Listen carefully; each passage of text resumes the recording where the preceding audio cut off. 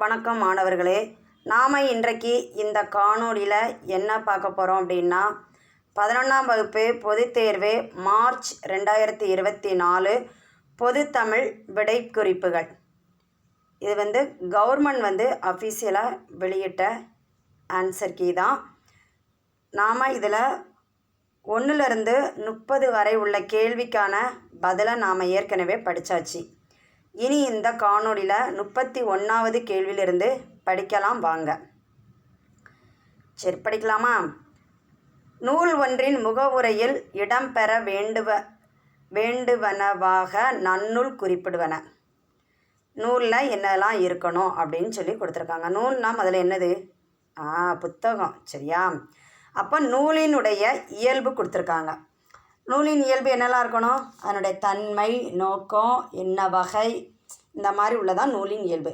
ஆசிரியருடைய இயல்புனா ஆசிரியருடைய குணங்களை குறிக்கும். இரக்க குணம், கொடை குணம், அவங்களுடைய பண்புகள் அந்த மாதிரி குறிக்கும். கற்பிக்கும் முறைனா விளையாட்டாக சொல்லித்தரலாம், கதை மூலம் சொல்லித்தரலாம், அந்த மாதிரி உள்ளது கற்பிக்கும் முறை. மாணவர்களுடைய இயல்புனா உங்களுடைய இயல்பு எப்படி இருக்கும். கற்கும் முறை, நீங்கள் எப்படி படிப்பீங்க அப்படிங்கிறது. நூல் ஆசிரியர் பெயர். இப்போ ஒரு புத்தகத்தில் இருக்குது அப்படின்னா இது எந்த நூல் ஆசிரியர் அப்படிங்கிற பெயர் அதில் கொடுத்துருப்பாங்க. நூல் பின்பற்றிய வழி, எந்த நூல் வழியாக பின்பற்றியிருக்காங்க அப்படின்னு சொல்லி அதிலே கொடுத்துருப்பாங்க. நூல் வழங்கப்படுகின்ற நிலப்பரப்பு, எது வரைக்கும் கொடுக்குறாங்க இந்த புத்தகம் அப்படிங்கிறது. அடுத்து அந்த நூலோட பெயர் கொடுத்துருப்பாங்க. தொகை அப்படின்னு சொன்னால் என்ன அப்படின்னா 1, 2 எண்கள் அல்லனா பொருட்களை சேர்த்து பெறக்கூடிய முடிவு தான் என்னது? தொகை. வகை அப்படின்னு சொன்னோம்னா இப்போ சிறிய வேறுபாடு இருக்கக்கூடிய அந்த ஒன்றுக்கு மேற்பட்ட அந்த இனத்தை தான் வகை அப்படின்னு சொல்லுவாங்க. விரி அப்படின்னு சொன்னோம்னா சுருக்கமாக உள்ளதை விவரித்து குறிப்பிடுறதுக்கு தான் விரி. சரியா? அடுத்து அந்த நூலில் என்ன கருத்து கொடுத்துருக்காங்க. அடுத்து அந்த நூலை கேட்போர், அப்புறம் அந்த நூலை நம்ம படிக்கிறதுனால என்னென்ன பயன்களை பெறுகின்றோம் அப்படின்னு சொல்லி ஒரு புத்தகத்தில் இவ்வளவுமே இருக்கும். சரியா? இப்போ இதில் 12 கருத்து கொடுத்துருக்காங்க. நீங்கள் ஏதாவது 8 கருத்து உங்களுக்கு பிழை இல்லாமல் வரக்கூடியதை நீங்கள் எழுதிக்கிடலாம். சரி, அடுத்து பாருங்கள். 32 உயர்தமிழை உயிரென்று போற்றுமின் இடம் சுட்டி பொருள் விளக்கம். முதல்ல தலைப்பு கொடுத்துக்கோங்க. இடம், பொருள், விளக்கம். சரியா? அப்போது இடம், அதாவது இந்த நூல் புரட்சி கவி. ஆசிரியர் யார்? பாரதிதாசன். இதை மட்டும் எழுதினாலே உங்களுக்கு 1 மார்க் கொடுத்துருவாங்க.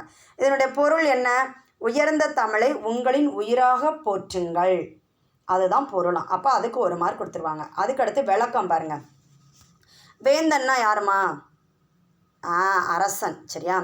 அரசன் தன்னை அழைத்ததற்கும் அமுதவல்லி காதலித்ததுக்கு தமிழ் தான் காரணமா. என் உயிர் போவதற்கு தமிழ் தான் காரணம் அப்படின்னு சமுதாயம் நினைத்து விடக்கூடாதான். என் அன்னை தமிழுக்கு பழி வந்தால் என்னால் என்ன செய்ய முடியாது? பொறுத்து கொள்ள முடியாது.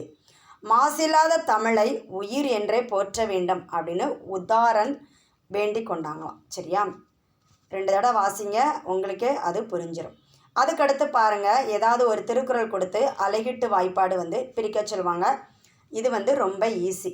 இதில் உங்களுக்கு என்ன தெரியணும்னா நெடில் எழுத்து என்ன, குறில் எழுத்து எது, ஒற்று எது, அது தெரிஞ்சாலே நீங்கள் என்ன எழுதிடலாம்? அசை எழுதிடலாம்.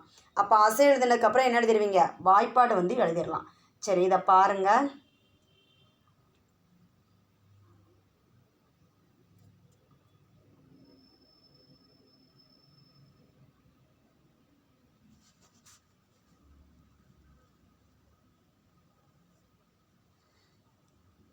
சரி, ஓகே, புரிஞ்சிருச்சா? அடுத்த கேள்வி போகலாமா?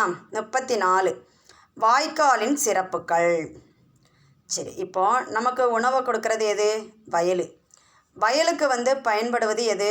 அந்த சிறு வாய்க்கால் வழியாக தானே தண்ணி போகுது, அந்த வாய்க்கால் தான் பயன்படுது. கடலை மலையாகவும் மலையை அலைக்கடலாகவும் மாற்றி அமைக்கிறதாம். இப்போ பெரிய கல் இருக்குது, அது தேய்ந்து என்ன செஞ்சிடும்? சிறு சிறு பொடியாக மாறிடும். அதே மாதிரி மண், கல், புல், புழு, இதில் இந்த பொருளை தான் இழுத்து செல்லணும் அப்படின்னு இல்லாமல் எல்லாவற்றையும் என்ன செஞ்சுக்கிடும்? தனக்குள்ளே அகப்படுத்தி கொள்வது தான் வாய்க்காலுடைய சிறப்பு. அதாவது இரவு பகல் பாராமல் தன்னுடைய வழக்கமான பயணத்தை என்ன செய்யும்? மீண்டும் மீண்டும் செஞ்சுக்கிட்டே இருக்கிறது தான் என்னது? வாய்க்கால். இந்த வாய்க்காலை போல ஊக்கத்தோடும் உறுதியோடும் உழைப்பவர் எவரும் இல்லார் அப்படிங்கிறதான் என்னது இந்த வாய்க்காலுடைய சிறப்பு.